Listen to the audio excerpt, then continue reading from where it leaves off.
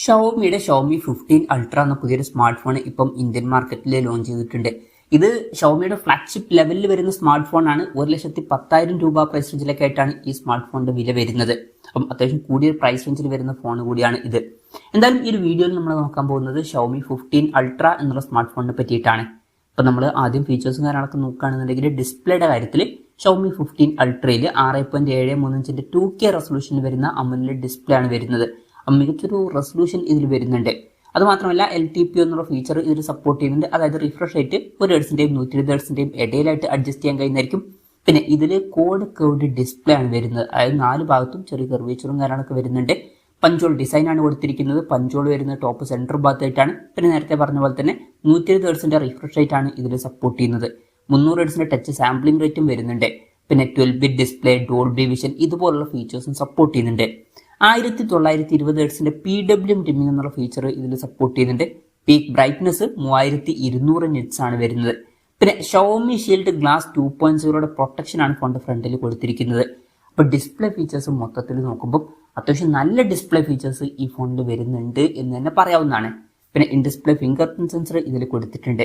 ഫോണിന്റെ വെയിറ്റ് വരുന്നത് ഏകദേശം 229 ഗ്രാം ആണ്. തിക്നെസ് വരുന്നത് 9.48 mm ആണ്. അപ്പം അത്യാവശ്യം വെയിറ്റും തിക്നെസ്സും ഒക്കെ ഈ ഫോണിന് ഉണ്ട്. പിന്നെ IP68 റേറ്റിംഗ് ഇതിൽ സപ്പോർട്ട് ചെയ്യുന്നുണ്ട്. അത് നല്ലൊരു കാര്യമാണ്. പിന്നെ അലൂമിനിയം ഫ്രെയിമും കാര്യങ്ങളൊക്കെ ഇതിൽ കൊടുത്തിട്ടുണ്ട്.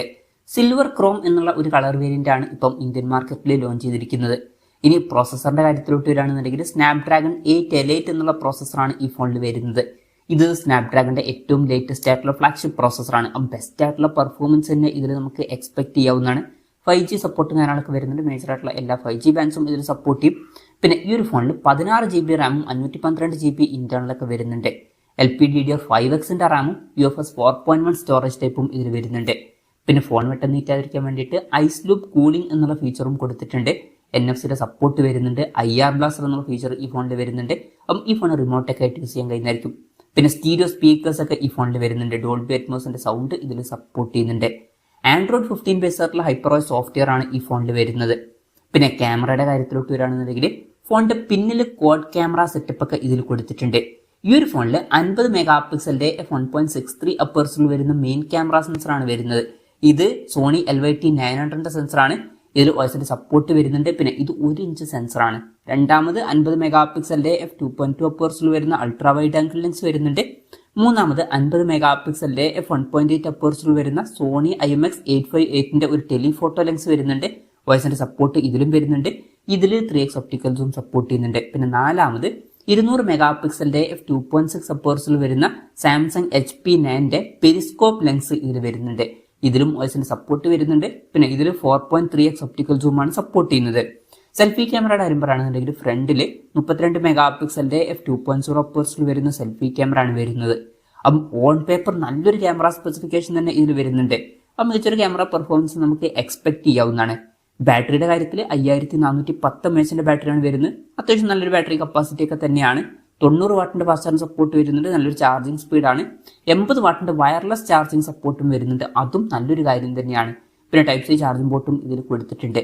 അപ്പം അത്യാവശ്യം നല്ലൊരു ബാറ്ററി സെറ്റപ്പ് ഇതിൽ വരുന്നുണ്ട് എന്ന് പറയാവുന്നതാണ്. അപ്പം ഇതൊക്കെയാണ് ഫീച്ചേഴ്സിനെ പറ്റി പറയാനുള്ള കാര്യങ്ങൾ. പിന്നെ ഈ ഫോണിന്റെ വിലയുടെ കാര്യം പറയുകയാണെന്നുണ്ടെങ്കിൽ 16 GB റാം 512 GB ഇന്റേണൽ വെർഷന്റെ വില വരുന്നത് 1,09,999 രൂപയാണ്. പിന്നെ പ്രീ ബുക്ക് ചെയ്യുകയാണെന്നുണ്ടെങ്കിൽ 10,000 രൂപയുടെ ഓഫും കാര്യങ്ങളൊക്കെ ലഭിക്കുന്നതായിരിക്കും. അതുപോലെ തന്നെ ഒരു ഫോട്ടോഗ്രാഫി കിറ്റ് ഫ്രീ ആയിട്ട് ലഭിക്കും. ഇതിന്റെ വില വരുന്നത് 11,999 രൂപയാണ്. എന്തായാലും ഓവറോൾ നോക്കുകയാണെന്നുണ്ടെങ്കിൽ വളരെ മികച്ച ഫീച്ചേഴ്സ് ഇതിൽ വരുന്നുണ്ട്. നല്ല ഡിസ്പ്ലേ ഫീച്ചേഴ്സ് ഉണ്ട്. അതുപോലെ തന്നെ നല്ലൊരു പ്രോസസ്സർ വരുന്നുണ്ട്. മികച്ച ഓൺ പേപ്പർ ക്യാമറ സ്പെസിഫിക്കേഷൻ കൊടുത്തിട്ടുണ്ട്. നല്ല ബാറ്ററി സെറ്റപ്പും വരുന്നുണ്ട്. പക്ഷേ ഈ ഒരു ഫോണിന് ഒരു പ്രശ്നമായിട്ട് വരുന്ന ഒരു കാര്യം എന്താ വെച്ചാൽ വില 1,10,000 രൂപ പ്രൈസ് റേഞ്ചിലായിട്ടാണ് വരുന്നത്. അപ്പം ആ ഒരു പ്രൈസ് റേഞ്ചിലൊക്കെ എത്ര പേര് ഷവോമിയുടെ ഒരു ഫോൺ എടുക്കും എന്നുള്ളത് ഒരു ഡൗട്ടാണ്.